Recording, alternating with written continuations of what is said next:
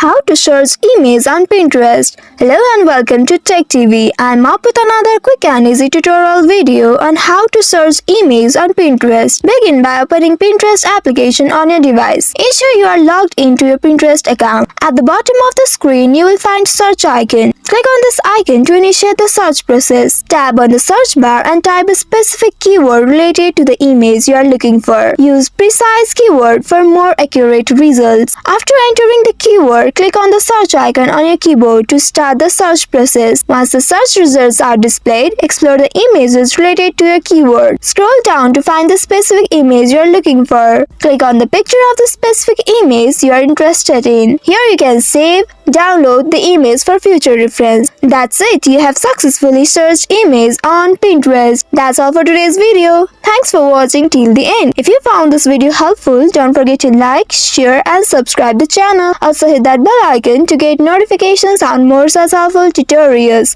See you in next video. Stay connected.